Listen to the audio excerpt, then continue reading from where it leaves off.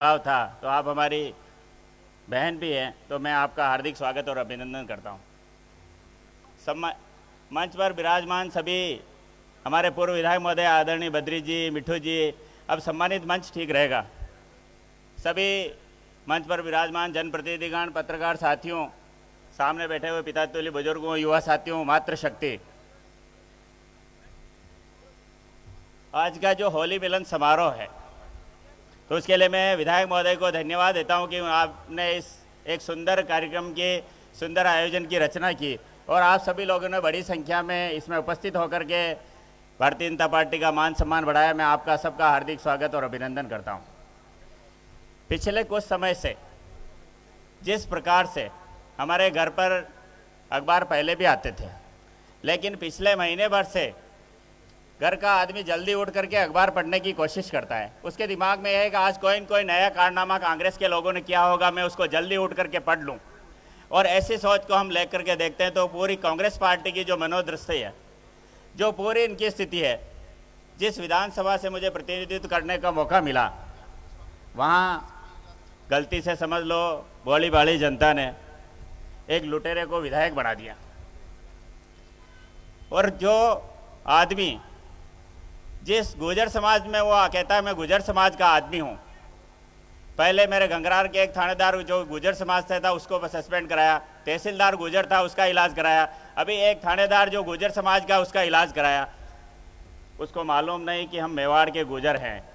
हमने इस मेवाड़ की आन बान शान पर जब संकट आया तो हमने पन्ना धाय जैसी माँ ने अपने बेटे को शहीद कर दिया, तो हम गुर्जर समाज के वो लोग हैं, हम मेवाड़ के गुर्जर हैं, हम यहाँ के किसान लोग हैं। और आप लोगों ने जिस तरीके से, हमारे सांसद महोदय अभी अभी पहुंचे हैं, तो राठौड़ साहब का आपने स्वागत अभिनंदन किया। हमारे लोकप्रिय सांसद आदरणीय सीपी जोशी साहब, कुल मिलाकर के जो चीज़ें, हाँ थोड़ा ताली बजा के स्वागत कर दो। मंच पर जितने भी लोग बैठे हैं ताली बजनी चाहिए, थोड़ा लगना चाहिए कि कोई कार्यक्रम में ताकत भी है, ग्रेसफुल भी है, अच्छा भी है, तो दिखना भी चाहिए। जिस तरीके से तुम्हारा हो गया भैया, फोटो वोटो हो गया, थोड़ा बंद करो यार, ये डिस्टर्बेंस नहीं, कम से कम एक काम इनसे कर लें, तुम्हारा काम करें। जो लोग आप लोग आज आए हैं इस कांग्रेस के शासन में, जब भारतीय जनता पार्टी का राज था तो अगर कोई आदमी बीमार हो गया, उसको हॉस्पिटल जाना है, वो चित्तौड़ पहुंचा है, उदयपुर पहुंचा है या जयपुर के हॉस्पिटल में भर्ती है, राठौड़ साहब चिकित्सा मंत्री रहे हैं, तो वहाँ तक इन सुबह 6 बजे से सेवा में लग जाते हैं। तो हम लोगों की इच्छा रहती है कि वहाँ जा कर के भी हमारे जो आदमी हॉस्पिटल में भर्ती है उसकी सेवा कैसे करें। और मुख्यमंत्री जी वसुंधरा जी ने जो भामाशाह कार्ड चलाया था, उसमें कितने ही लोगों के, अभी भी आप में से हाथ खड़ा कराएं तो बैठे होंगे जिनके वाल के ऑपरेशन कराए, मैंने मेरी विधानसभा के लोगों को कराए, और यहाँ बैठे हुए सारे विधायकों ने, जो पाँचों के पाँचों विधायक या भारतीय जनता पार्टी के थे। तो हमारी सरकार सोचती थी लोगों का काम होना चाहिए, इन्होंने इस काम को बंद कर दिया। सरकार की जितनी भी योजनाएं चलती थी सिर्फ इसलिए कि बीजेपी कांग्रेस करके इनको बंद कर दिया। और जो काले कारनामे यहाँ के लोग कर रहे हैं, मैं जिस बात को कर रहा था, कुल मिलाकर के लूट खसोट करना, किसी के खेत में जेसीबी चली गई तो वो खेत मालिक 20,000 के पाइप लेकर के आया, लेकिन इनके कांग्रेस के एजेंट पहुँच जाते हैं और कहते हैं कि जेसीबी में चालान बनेगा, रोड पे तोड़ बट्टा कर लो तो 50,000 रुपये, अगर नहीं किया तो थानेदार और माइनिंग वाले मिल करके 2 लाख रुपए वसूलते हैं। ऐसा गलत काम कांग्रेस की सरकार कर रही है, इनको आने वाले समय में हमें जवाब देना पड़ेगा। अभी कुछ दिन पहले पुलिस वाले मुझसे मिले कि एमएलए बहुत अत्याचार कर रहा है, थोड़ी हमारी मदद करो। मैंने कहा अभी 1 साल रुको, हम भी तुम्हारा इलाज करने वाले हैं, क्योंकि तुम ही सारे पुलिस वाले गुंडे बन करके, दलाल बन करके, एजेंट बन करके हफ्ता वसूली करना, लोगों को डराना धमकाना, जिस प्रकार से रावतभाटा में तोड़फोड़ की, ये तुम्हारी गुंडागिर्दी नहीं तो क्या है। अभी कह रहे थे एमएलए साहब सही बात है, सरकार आने दो, और राठौड़ साहब आप बैठे हो तो हम थोड़ा बहुत उल्टा सुल्टा यहाँ पे भी लटका देंगे इनको भी। अगर भारतीय जनता पार्टी की बुलडोजर अभी देखा ना आपने, बहुत सारे बोल रहे थे योगी ने उसने सारों को निपटा दिया, अब नंबर राजस्थान का है।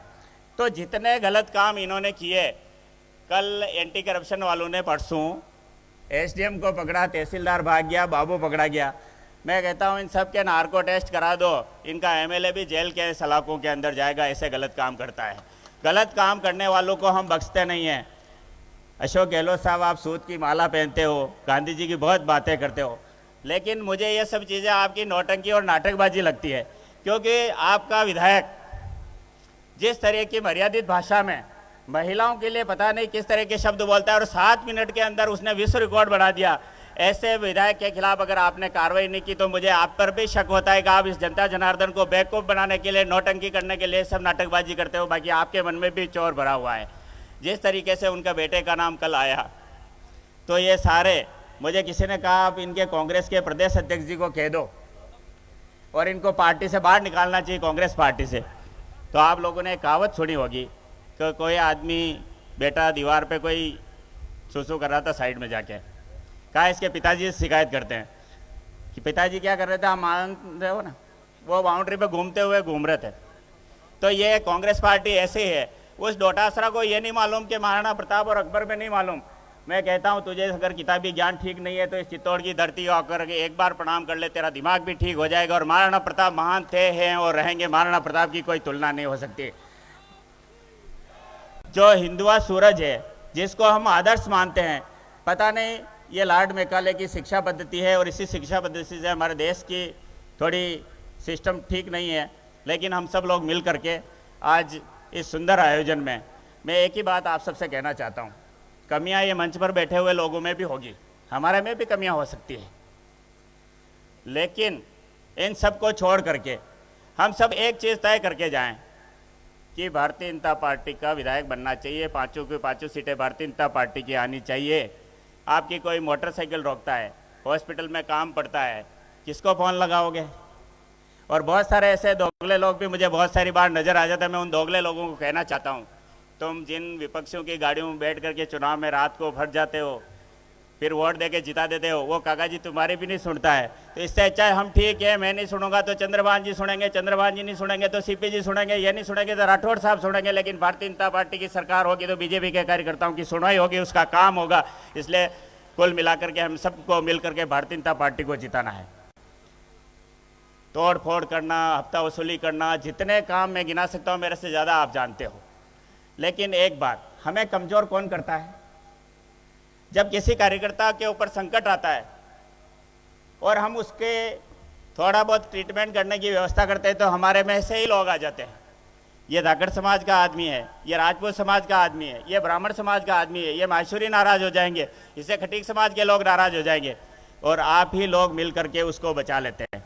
थोड़ी बहुत हमारी कमियां भी रही होगी, लेकिन हमारे लोग ढाल बन करके उस कांग्रेस के लिए खड़े हो जाते हैं। मैं कहता हूं तुम अभी भी 1 साल का मौका है, टेस्ट कर लो कांग्रेस पार्टी के किसी कार्यकर्ता को और तुम्हारा एक छोटी सी मोटरसाइकिल छुड़ा के बता दो, उस आदमी के लिए तुम हमारे पास आ जाना, इस मंच पर चले बैठे हुए लोगों के पास चले जाना, हम भी उसका साथ देंगे। लेकिन इस अगली बार जो सरकार बनने वाली है उसमें दोहरे लोगों की और कांग्रेस पार्टी का साथ देने वाले लोगों की, अपोजिशन के लोगों की कोई सुनवाई नहीं होगी। सिर्फ और सिर्फ बीजेपी का आदमी और भारतीय जनता पार्टी का आदमी जिंदाबाद करेगा, उसकी सुनवाई होनी चाहिए। क्योंकि ताली वो बजाता है, झाजम वो बिछाता है, नारे वो लगाता है, बूथ के ऊपर खड़ा हुआ रहता है और 5 साल गाली भी वो सुनता है। लेकिन हमारे विधायक बनने के बाद कुछ चाटुकार हमें घेर लेते हैं, तो उन चाटुकारों को भी मैं कहना चाहता हूं, हमने भी आप लोगों को परख लिया है, हम आपके बहकाव में आने वाले नहीं हैं। सिर्फ और सिर्फ भारतीय जनता पार्टी जिंदाबाद होगी। पुनः हम सब लोग मिलकर के इस होली की आपको बधाई और शुभकामनाएं देता हूं मैं। और हम सब लोग आज संकल्प लेके जाएं कि ये जो होली है ये आपसी भाईचारे का बढ़ाने का त्यौहार है, तो हमारा भाईचारा भी बढ़े। और कोरोना के बाद इतनी बड़ी संख्या में चंद्रभान जी ने बड़ी मीटिंग करके एक सुंदर आयोजन करा, इसके लिए विधायक महोदय को बधाई और शुभकामनाएं देता हूं कि 2023 में राजस्थान में भारतीय जनता पार्टी की सरकार बनेगी। बहुत बहुत धन्यवाद। जय भारत जय। हम सबके बीच में हमारे लोकप्रिय सांसद आदरणीय सीपी जी जोशी साहब पधारे हैं। एक बार करतल ध्वनि से उनका स्वागत करें और मैं माननीय चंद्रभान सिंह